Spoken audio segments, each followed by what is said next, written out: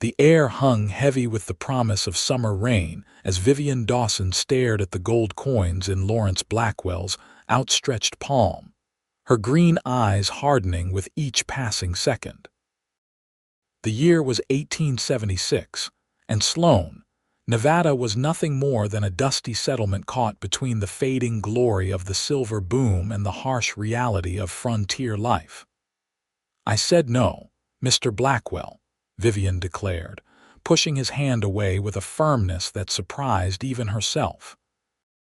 "My father's land is not for sale. Not now, not ever." Lawrence Blackwell's face reddened beneath his expensive beaver hat, unaccustomed to rejection. His tailored suit and polished boots marked him as an outsider in Sloan, where most folks wore what would keep them alive in the desert heat. "You're making a grave mistake, Miss Dawson," he growled, dropping the coins back into his leather pouch. 20 acres of barren soil ain't worth your stubborn pride. I'm offering good money more than fair." Vivian squared her shoulders. "That barren soil was everything to my father. I'll find a way to make it work."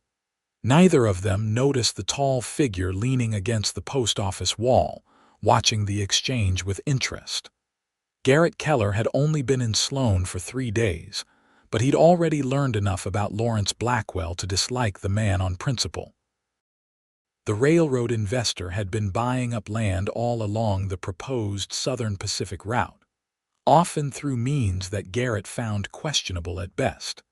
As Blackwell stormed off toward the saloon, Garrett pushed himself away from the wall. His spurs jangled softly as he approached the young woman who now stood alone on the boardwalk, her shoulders slumped slightly in what might have been relief or exhaustion. "Why'd you turn that down?" Garrett asked, tipping his worn Stetson back. "Seemed like a fair bit of money." Vivian's head snapped up, startled by the stranger's deep voice. She took in the sight of him tall, broad-shouldered, with sun-weathered skin and eyes the color of a summer storm. His clothes were dusty from the trail, but his revolver was clean and well-maintained, resting easily in its holster. "I don't recall asking for your opinion, mister," she replied sharply. "And I don't make a habit of discussing my affairs with strangers." Garrett's mouth twitched with amusement. "Garrett Keller," he said, extending a calloused hand. "Now we're not strangers." Despite herself, Vivian fought back a smile. "That's not how it works." "It could be," Garrett shrugged. "In any case, I meant no offense. Just curious why someone would turn down good money in hard times." Vivian hesitated, studying the cowboy's face. There was something genuine in his expression that Lawrence Blackwell had always lacked. "My father died 3 months ago," she said finally. "That land is all I have left of him. Mr. Blackwell has been trying to buy it since before Pa was even in the ground." Garrett nodded slowly.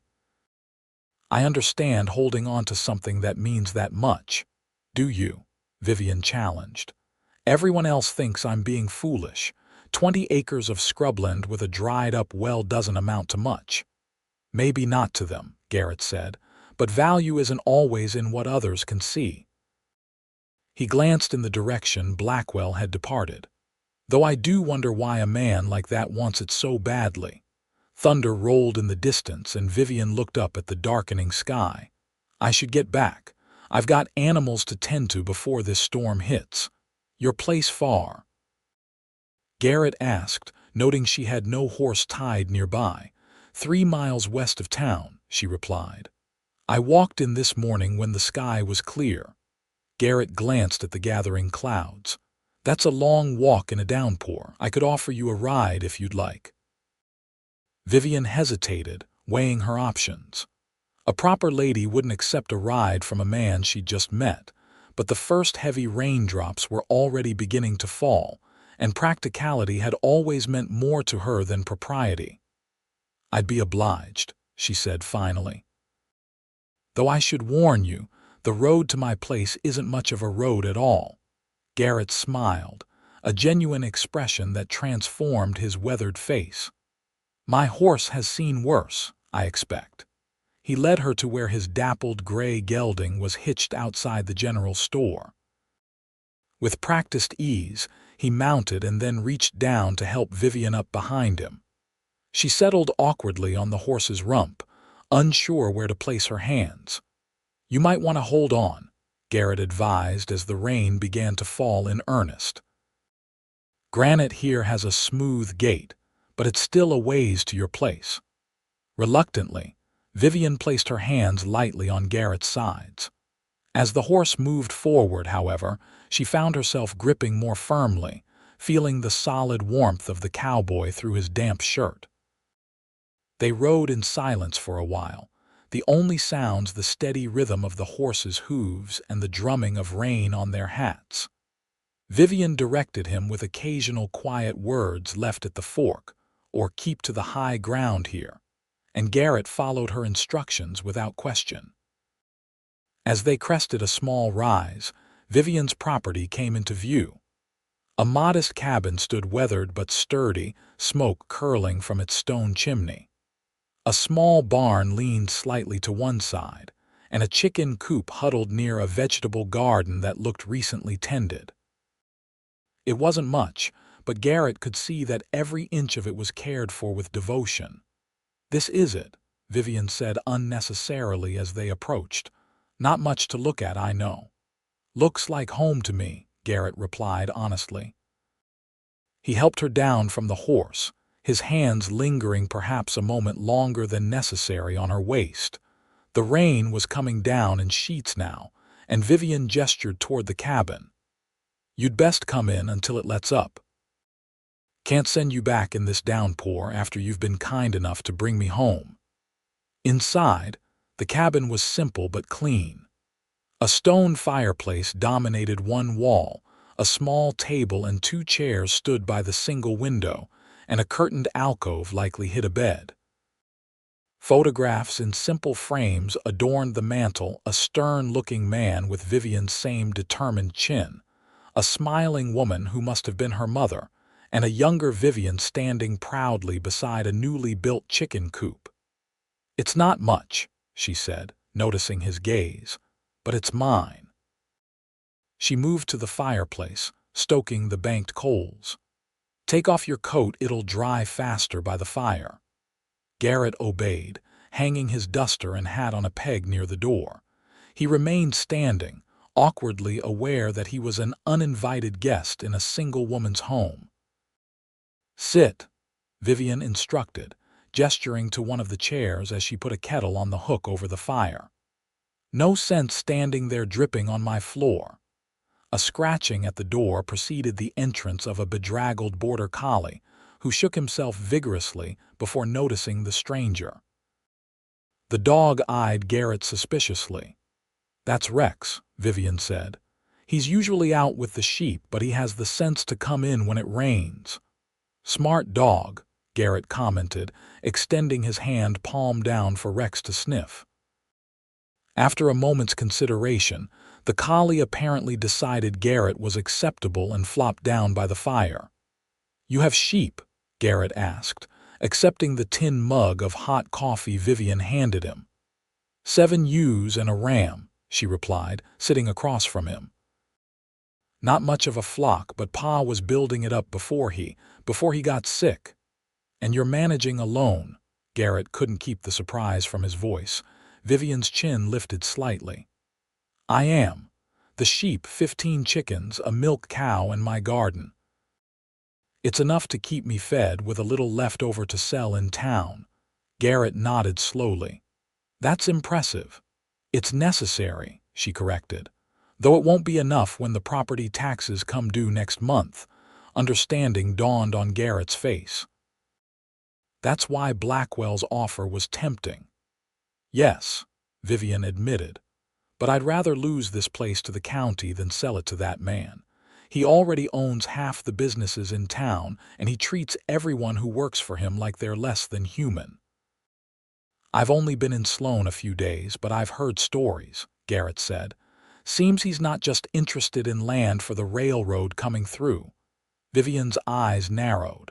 "What do you mean?" "There's talk of silver being found again north of here." Not just trace amounts, but a substantial vein. Garrett took a sip of the strong coffee. Men like Blackwell always seem to know things before anyone else. Silver, on my property, Vivian looked skeptical. Pa would have found it. He spent years prospecting these hills before settling on raising sheep instead. Maybe, maybe not, Garrett shrugged. But it would explain why he's so persistent. Vivian fell silent, contemplating this new information. Outside, the rain continued to fall, drumming steadily on the cabin roof. "What brings you to Sloan, Mr. Keller?" she asked finally. "Not much here for a man passing through." Garrett hesitated, swirling the remaining coffee in his mug. "I was a foreman on a cattle ranch near Sacramento. Owner died. His eastern relatives sold the place. I've been drifting since, looking for work." "That doesn't answer my question," Vivian observed shrewdly. Garrett's mouth quirked in a half-smile. "No, I suppose it doesn't." He set his mug down. "Truth is, I'm looking for something steady. I'm getting too old to keep drifting from ranch to ranch. Thought I might find work in one of the mines or with the railroad once it comes through." Vivian studied him, noting the lines at the corners of his eyes and the silver beginning to thread through his dark hair at the temples. He wasn't young, but he wasn't old either, perhaps in his early 30s. "And until then?" she asked. "Until then, I do odd jobs, broke horses for the livery yesterday, might help build the new schoolhouse tomorrow." He shrugged. "I get by."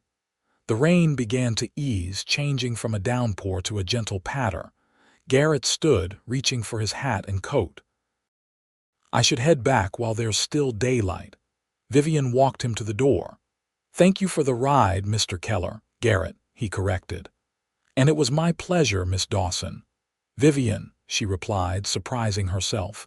He smiled again, that genuine expression that reached his eyes.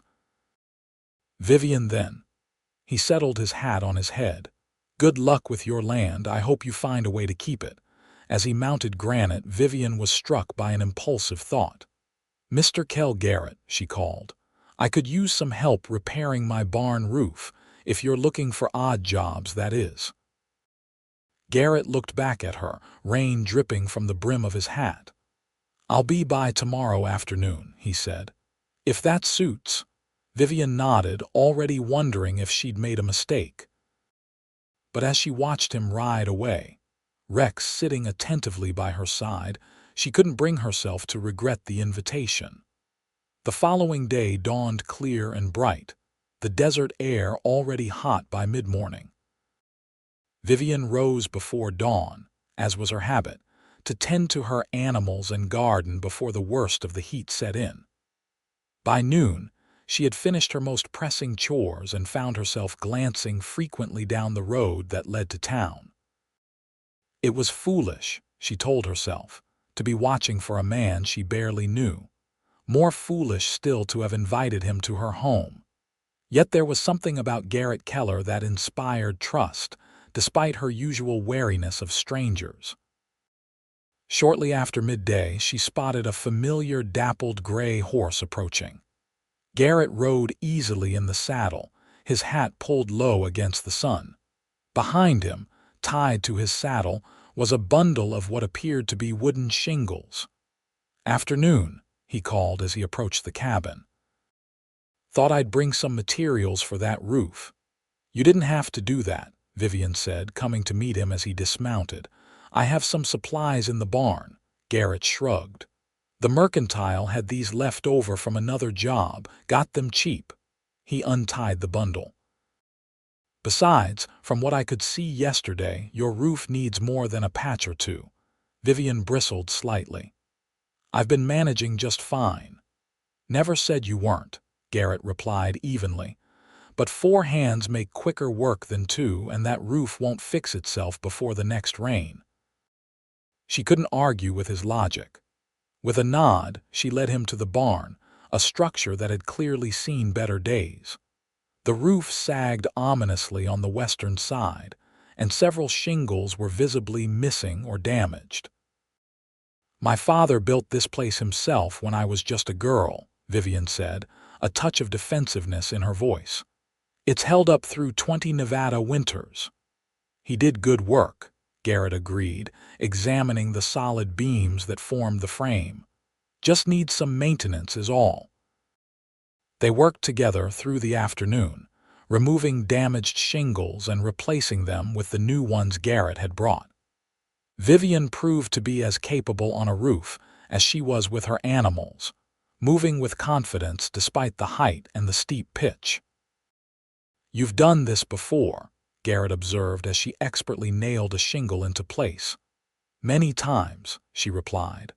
"Pa believed a woman should know how to do everything a man could do, said you never know when you might have to fend for yourself." "Wise man," Garrett said. "My mother was the same way after my father died. Ran our farm in Missouri by herself for 15 years. "Is she still there?" Vivian asked, wiping sweat from her brow with the back of her arm. Garrett shook his head. "Died during a fever outbreak when I was 19. I sold the farm after that and headed west." "I'm sorry," Vivian said softly. "It was a long time ago," Garrett replied, though the set of his jaw suggested the wound wasn't entirely healed. "What about your mother? Died when I was 12. Childbirth." Vivian's voice was matter-of-fact, but Garrett noted how her hand stilled momentarily. "The baby didn't survive either. Would have been my little brother." They worked in companionable silence after that, each respecting the other's losses.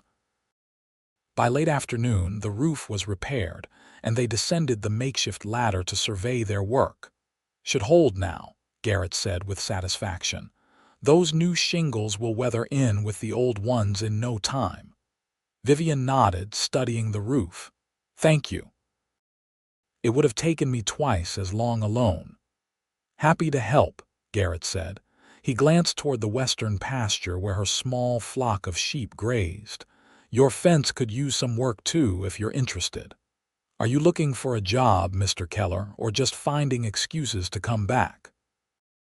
Vivian asked, a hint of amusement in her voice. Garrett smiled, not bothering to deny it. "Maybe a bit of both. I do need the work, but I find I enjoy your company, Miss Dawson." A flush that had nothing to do with the day's heat crept up Vivian's neck. "Well, I suppose the fence does need mending," she conceded. "And I can pay you for your time, not much, but something." "I'll be by day after tomorrow then," Garrett said. "Got work at the livery tomorrow." As he prepared to leave, Vivian impulsively invited him to stay for supper. "It's just rabbit stew and biscuits, but there's plenty." Garrett accepted gratefully, and they ate at her small table as the sun began to set, casting long shadows across the yard. Their conversation flowed more easily now, moving from practical matters of the farm to stories of their past. Garrett's time on various ranches across the West, Vivian's childhood in Sloan when the silver mines were still producing. "This town was different then," she said, breaking a biscuit in half. "Bustling, full of life. When the silver played out, most folks moved on. Those who stayed had to find other ways to survive." "Like your father with his sheep," Garrett observed. "Yes. He always believed the land would provide if you worked hard enough." She sighed. "I want to believe that too, but sometimes it's not just about hard work," Garrett finished for her. "Sometimes luck plays a hand too. And sometimes men like Lawrence Blackwell stack the deck," Vivian added bitterly. Garrett studied her across the table, noting the stubborn set of her jaw and the fierce pride in her eyes. "How much do you need?" he asked suddenly. "For the taxes." Vivian stiffened. "I'm not looking for charity, Mr. Keller." "It's not charity if you pay it back," he countered. "Consider it a loan between neighbors." "We're hardly neighbors," she said. "And you said yourself you're just passing through until something steady comes along." Garrett couldn't argue with that. He'd never stayed in one place for long since leaving Missouri.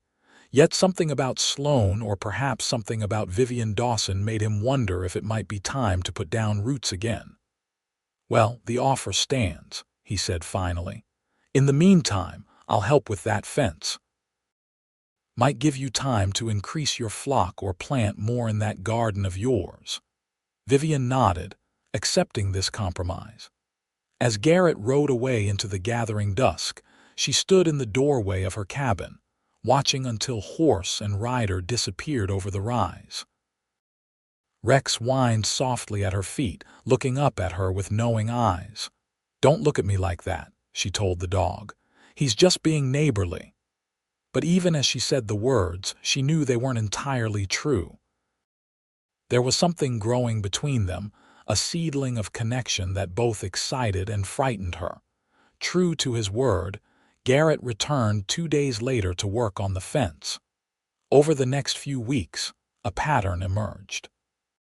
He would come to her property every few days, sometimes working for the full day, other times for just a few hours when he could spare them from his jobs in town.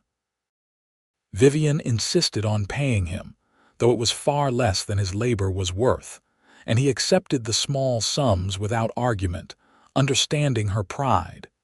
In between the repairs to her property, they talked.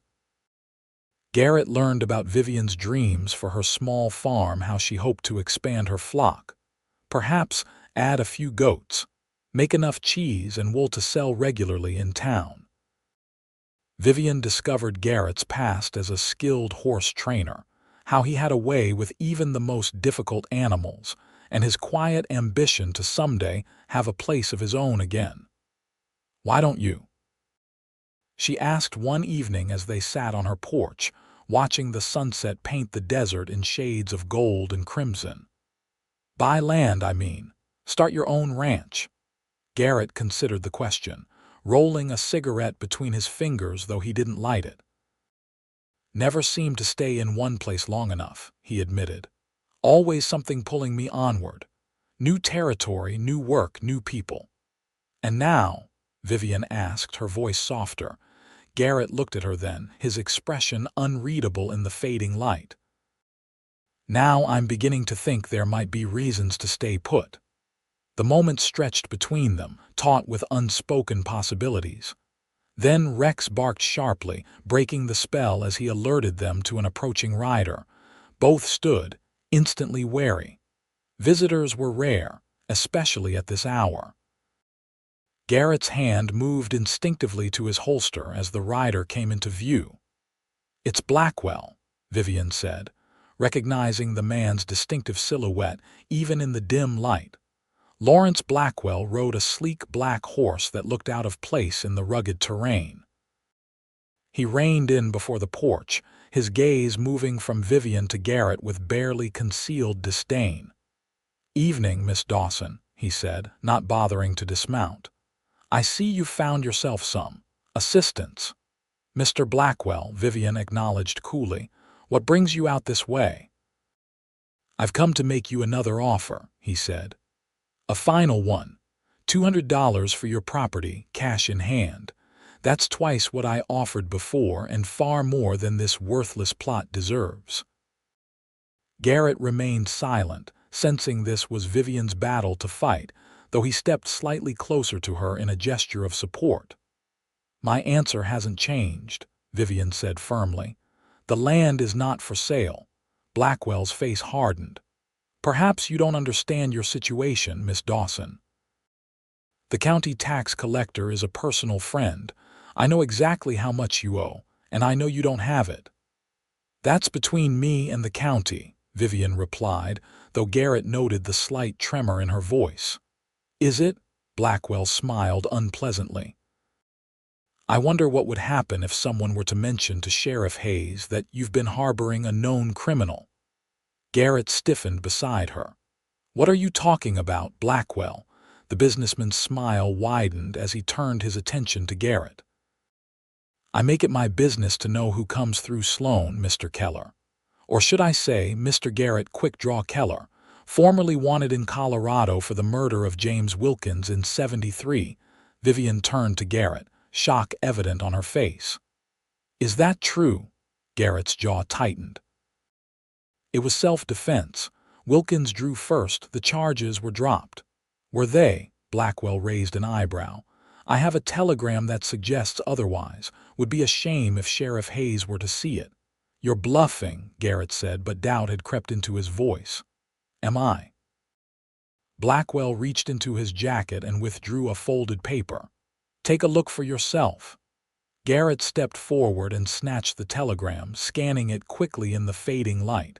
His expression darkened. This is a forgery, he said, though he sounded less certain. Perhaps not. Blackwell shrugged. But it would certainly complicate things for you and Sloan, wouldn't it? And for anyone associated with you. The threat was clear. Vivian felt cold despite the warm evening air. You have until the end of the week, Miss Dawson, Blackwell said, gathering his reins. $200, or I'll be forced to inform the sheriff about your dangerous friend here. And of course, there's still the matter of those taxes. With that, he wheeled his horse around and rode back toward town, leaving a heavy silence in his wake. Garrett. Vivian finally broke the silence, her voice uncertain.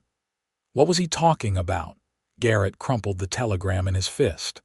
It happened, the shooting, but it was self-defense, clear as day. Wilkins was drunk, accused me of cheating at cards, drew on me in front of 20 witnesses. He ran a hand through his hair in frustration.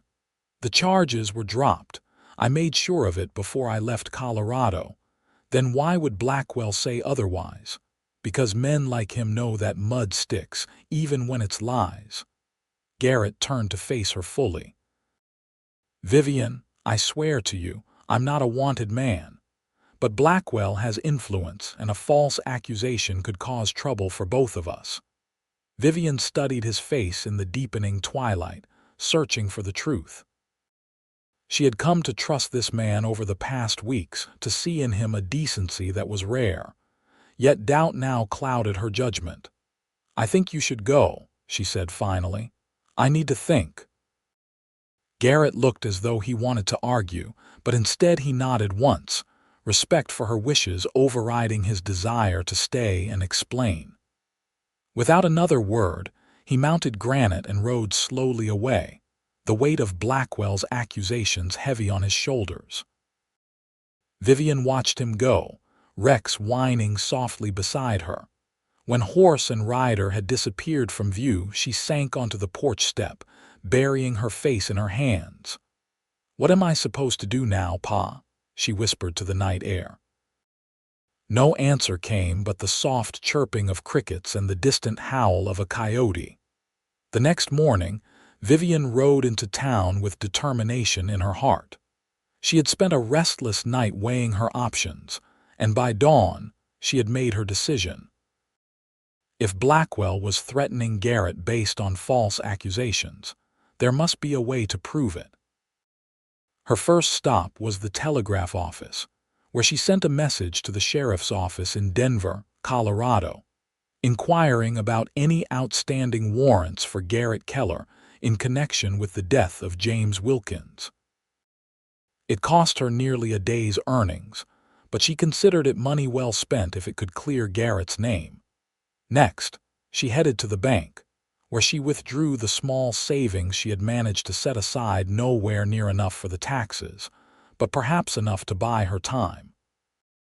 As she exited the bank, she nearly collided with Sheriff Hayes, a portly man in his 50s who had served as Sloan's law enforcement for as long as Vivian could remember. Miss Dawson, he greeted her, tipping his hat. Been a while since we've seen you in town. Sheriff, Vivian nodded politely. I've been busy with the farm, so I hear. Hayes studied her with a shrewd expression. Also hear you've been spending time with that drifter, Keller. Vivian's heart sank. Blackwell had already been talking to the sheriff. He's been helping with some repairs, she said carefully. Is there a problem with that? Hayes scratched his graying beard thoughtfully. Not necessarily, but I'd be careful about the company you keep, Miss Dawson. Your father was a respected man in these parts. Wouldn't want to see his daughter's reputation tarnished. Is Mr. Keller wanted for something? Vivian asked directly. Not that I'm aware of, Hayes admitted. But Blackwell mentioned some trouble in Colorado. I've sent for information. So have I, Vivian said with more confidence than she felt. I expect we'll both learn the truth soon enough. Hayes seemed surprised by her directness. Well then, he said after a moment, I suppose we will. As Vivian turned to leave, the sheriff called after her. Miss Dawson. I'm sorry about your tax situation. If there was anything I could do. Thank you, Sheriff, Vivian said, touched by the unexpected sympathy. But I'll manage. Her final stop was the general store, where she needed supplies regardless of her current troubles. As she selected flour and coffee, she overheard two men talking in low voices near the back of the store. Found something up in those hills, sure as I'm standing here, one was saying. Why else would Blackwell be so set on getting that Dawson girl's property? You think there's silver? The second man asked skeptically. Silver, or something else valuable. Blackwell don't spend money unless he sees profit in it. Vivian moved closer, pretending to examine a display of canned goods. I heard he's bringing in some mining engineer from Virginia City next week, the first man continued. Real secretive about it, too. Well, if there is something worth finding on that land, shame the Dawson girl won't see a penny of it. Word is, she can't make the tax payment. Ain't that always the way? Rich get richer, rest of us just get by. The conversation shifted to other matters, but Vivian had heard enough. She paid for her purchases and headed back to her wagon, mind racing with this new information. If Blackwell was bringing in a mining expert, he must be certain there was something valuable on her land. As she drove home, she spotted a familiar figure on horseback ahead of her on the road. Garrett was riding toward town, his posture rigid with purpose. She hesitated only a moment before calling out to him. Garrett, wait, he reined in granite, turning to face her as she approached. His expression was guarded, but he waited for her to draw alongside. I owe you an apology, Vivian said without preamble. I should have trusted you last night. No, Garrett shook his head. You were right to be cautious. My past is complicated, even if I'm not wanted for murder. I sent a telegram to Denver this morning, she admitted, to confirm your story. Surprise flickered across his face, followed by something that might have been admiration. That was thorough of you. I needed to know the truth. Vivian met his gaze directly. But I realized something last night. Even without that confirmation, I trust you, Garrett. These past weeks, I've come to know you as a man of your word. If you say the charges were dropped, then I believe you. The tension in Garrett's shoulders eased slightly. Thank you for that. It means more than you know.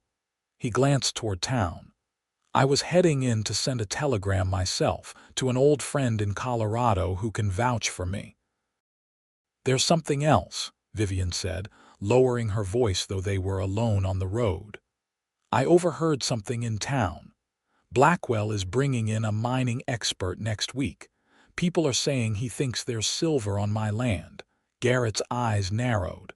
That would explain his persistence. He thought for a moment. Do you know where on your property he's interested in?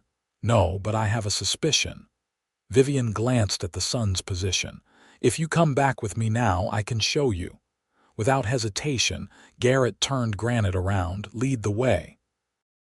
They rode back to Vivian's property in companionable silence, the tension of the previous evening dissipated by their mutual decision to trust. When they arrived, Vivian led Garrett past the cabin and up a rocky slope to the northwestern corner of her land. Pa used to prospect up here sometimes, she explained as they picked their way carefully up the incline. He never found anything worth mentioning, but he always said this area had the right look for silver. The hillside was steep and studded with scrub brush and boulders. Near the top, a narrow opening was visible in the rock face, the entrance to a small cave or tunnel.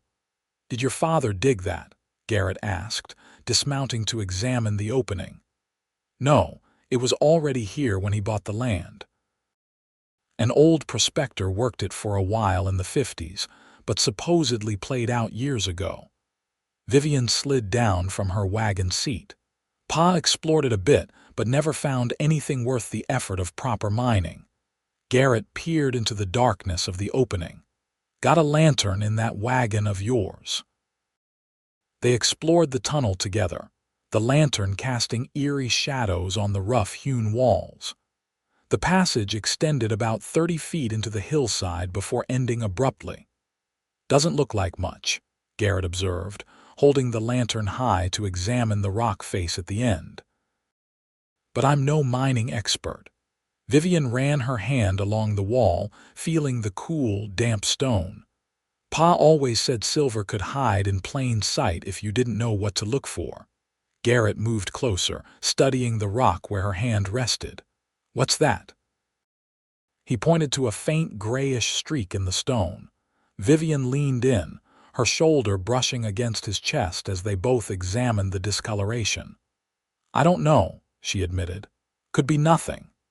Garrett took out his knife and carefully scraped at the streak, catching the shavings in his palm. He brought them close to the lantern, turning them in the light.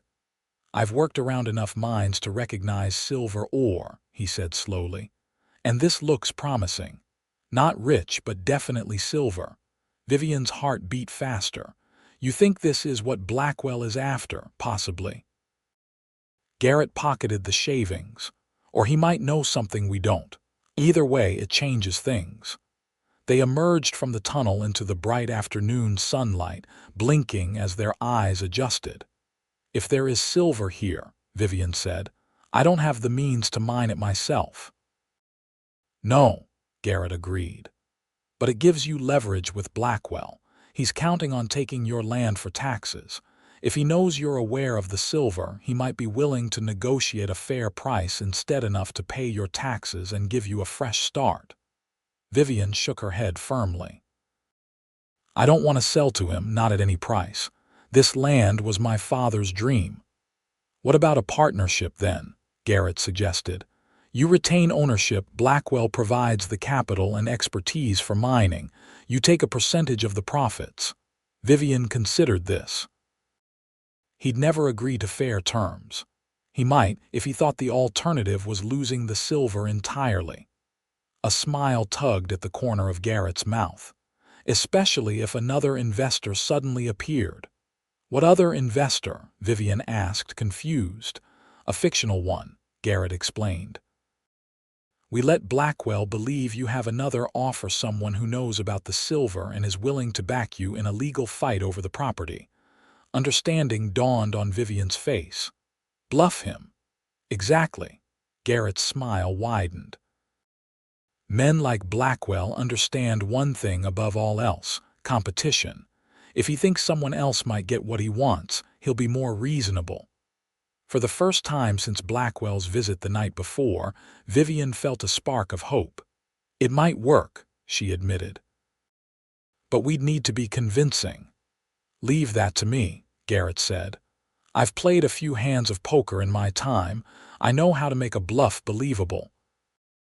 As they walked back down the hill toward the cabin, their shoulders occasionally brushing, Vivian felt a growing sense of possibility not just for her land, but for whatever was developing between her and Garrett.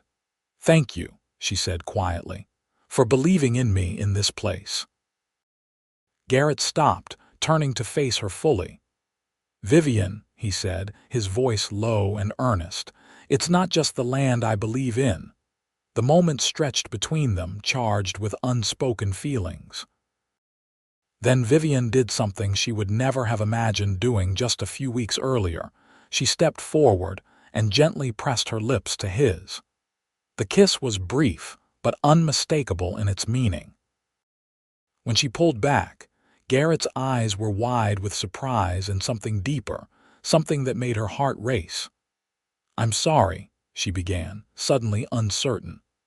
I shouldn't have. Her words were cut off as Garrett closed the distance between them again, his kiss more assured than hers had been. His hand came up to cup her cheek, gentle despite its callous surface. When they finally parted, both were slightly breathless. "Don't apologize," Garrett said softly. "I've been wanting to do that since the day I fixed your roof." Vivian laughed, a sound of pure joy that echoed across the hillside. "And I've been wanting you to do that since the day you gave me a ride home in the rain." Hand in hand, they continued down to the cabin, their plan to confront Blackwell now charged with an additional sense of purpose.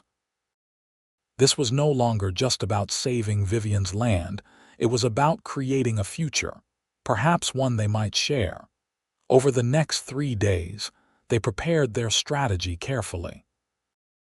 Garrett sent telegrams to contacts in various mining towns, gathering information about silver prices and mining operations. Vivian reviewed her father's old papers, finding notes about the tunnel and his assessments of the property's potential. On the morning they planned to confront Blackwell, a telegram arrived from the sheriff in Denver, confirming exactly what Garrett had said. He had been cleared of all charges in the death of James Wilkins, ruled a clear case of self-defense by a coroner's jury. Vivian brought the telegram to Sheriff Hayes, who reluctantly admitted that Blackwell's information appeared to be false. Armed with this vindication and their plan, Vivian and Garrett rode into Sloan together. They found Blackwell at the hotel that served as his headquarters in town, seated at a private table in the dining room enjoying a late breakfast. He looked up with undisguised annoyance as they approached his table. "Miss Dawson, Mr. Keller, I don't recall inviting either of you to join me." "We won't take much of your time, Mr. Blackwell," Vivian said, her voice steady despite her racing heart. "I've come about your offer for my land." Interest flickered in Blackwell's eyes. "Changed your mind, have you? $200 is a generous offer, but it expires tomorrow." "Actually," Garrett interjected, "Miss Dawson is here to decline your offer officially." Blackwell's face darkened. "Is that so? Well, when the county seizes her property for unpaid taxes next week, I'll likely get it for less anyway." "That's where you're mistaken," Vivian said calmly. "I've secured alternative financing for my tax payment." "From whom?" Blackwell asked skeptically. "No one in this town would cross me to help you." "From investors in Virginia City," Garrett said smoothly. "Men who recognize the value of silver-bearing property." Blackwell's coffee cup froze halfway to his lips. "Silver? That played-out hole in the ground hasn't produced anything worthwhile in 20 years. Perhaps you should tell that to the mining engineer you're bringing in next week," Vivian suggested. "Though I imagine he'd disagree, based on the samples we've already had assayed." It was a calculated risk. They had no actual assay results, only Garrett's experienced opinion. But Blackwell's reaction confirmed their suspicions. His face paled slightly before he recovered his composure. "I don't know what you're talking about," he said, but the slight tremor in his hand as he set down his cup betrayed his discomfort. "I think you do," Garrett pressed. "And I think you've known about the silver for some time. That's why you've been so persistent about buying Miss Dawson's land, even though it appears worthless to most people." Blackwell's eyes narrowed as he studied them both. "Assuming there is silver, and I'm not saying there is, what exactly are you proposing?" "Your investors can't develop a mine without capital and expertise, neither of which you possess." "True," Vivian acknowledged, "which is why we're prepared to discuss a partnership. You provide the capital and expertise for mining operations. I retain ownership of the land and we split the profits equitably." "Equitably?" Blackwell snorted. "The risk is all mine. I'd need controlling interest." 60-40, Garrett countered, "in Miss Dawson's favor. And a guaranteed minimum payment to her regardless of production." "That's absurd," Blackwell scoffed. "No businessman would agree to such terms." My other potential partners are offering similar terms, Vivian said with a shrug. But I thought I'd give you the opportunity to match their offer given your established position in the community. Blackwell's eyes darted between them, calculating. These other investors, he said slowly. Who exactly are they? I'm not at liberty to say, Vivian replied. But they're prepared to sign contracts by the end of the week. A long silence followed as Blackwell weighed his options. Finally, he leaned forward. 50-50, he said. No minimum guarantee, but I cover all development costs, and you retain title to the land itself. Vivian glanced at Garrett, who gave a nearly imperceptible nod.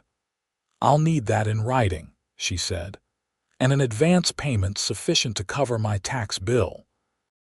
I'll have my lawyer draw up the papers this afternoon, Blackwell said, his tone suggesting he thought he was getting the better end of the deal. Provided your friend doesn't object to my terms.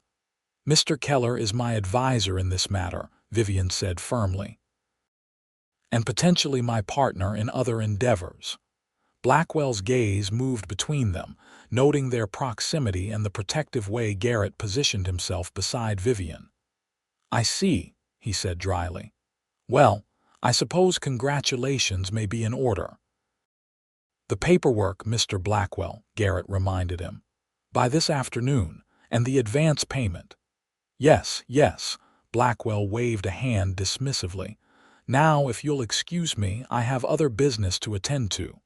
As they left the hotel, Vivian could scarcely believe their success. He agreed, she said wonderingly as they stepped onto the boardwalk. He actually agreed. He thinks he's getting a bargain, Garrett pointed out, and maybe he is. We don't know how rich that vein might be. I don't care, Vivian said honestly. The land stays in my name, the taxes get paid, and I have a guaranteed income going forward. It's more than I dared hope for. Garrett took her hand as they walked toward the sheriff's office to inform Hayes of the resolution.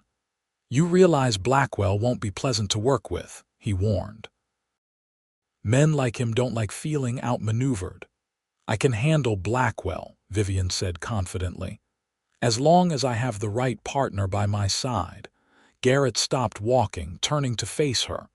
Is that what you want? He asked, his voice serious. A partner, Vivian met his gaze steadily. Yes, she said simply. If you're offering. I am, Garrett said. In all things, Vivian, not just this business with Blackwell. The implications of his words were clear. Vivian felt a surge of joy so intense it was almost painful. I accept, she said, her voice barely above a whisper. In all things. 3 days later, with the partnership agreement signed and the tax bill paid, Garrett and Vivian stood together on the porch of her cabin, their cabin now, in spirit if not yet in law. The mining operation would begin the following week, with Blackwell's engineers already surveying the hillside and planning the expanded tunnel. You think Pa knew? Vivian asked, leaning against Garrett's side as they watched the sunset paint the desert gold. About the silver, I mean. Maybe, Garrett said thoughtfully. Or maybe he valued what was above ground more than what was below it. This land, these animals, this life, it's worth more than silver to the right person. Vivian smiled, understanding completely. And are you the right person, Garrett Keller? I believe I am, he said, turning to face her. Enough to ask if you might consider making our partnership permanent. Her heart skipped a beat. Are you asking what I think you're asking? Garrett took her hands in his. Vivian Dawson, from the moment I saw you refuse Blackwell's money in town that day, I knew you were a woman of rare character. These past weeks have only confirmed what I suspected then, that you are the woman I've been searching for without knowing it. He took a deep breath. Will you marry me? Vivian's answer was immediate and certain. Yes, she said, her voice steady despite the tears that sprang to her eyes. Yes, I will. Their kiss sealed the promise, witnessed only by Rex and the setting sun. When they finally parted, Vivian laughed softly. "What's so amusing?" Garrett asked, his arms still around her waist. "I was just thinking," she said, "that I should thank Lawrence Blackwell someday. If he hadn't tried to buy my land, you might never have spoken to me that day in town." "I would have found a reason," Garrett assured her. "Though I admit, watching you stand up to the richest man in the county was quite the introduction." "And now look at us," Vivian mused, "partners in a silver mine, soon to be husband and wife." She glanced around at the modest cabin and the land stretching beyond it. "It's not the life I imagined, but it's better." "It will be," Garrett promised, pulling her close again. "We'll build something good here, Vivian, something that will last." "We already have," she whispered against his chest. "We already have."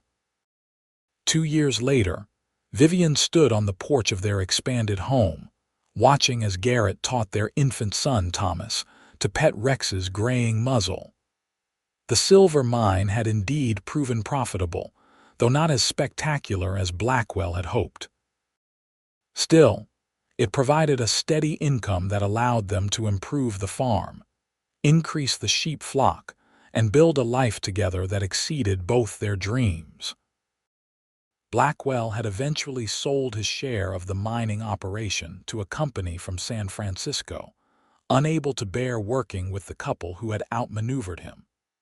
Vivian couldn't say she missed his sour presence at their monthly business meetings. "Careful, Thomas," Garrett cautioned as the baby grabbed enthusiastically at Rex's ear. "Gentle like this."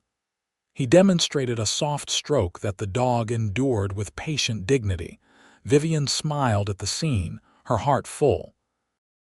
From that chance encounter in town, a cowboy watching her refuse money from a rich man had come a love that transformed both their lives. She thought of the question Garrett had asked her that day. "Why'd you turn that down?" The answer was clearer now than it had been then. Some things were worth more than money: integrity, independence, the freedom to choose one's own path. By refusing Blackwell's offer that day, she had unwittingly opened the door to everything that mattered most: love, family, a partnership of equals, a future built on mutual respect and shared dreams. As if sensing her thoughts, Garrett looked up and met her gaze across the yard. His smile, still as genuine as the first one she'd seen, told her he understood completely. Without words, they acknowledged what they both knew to be true: that sometimes the most valuable things in life come not from what we accept, but from what we have the courage to refuse.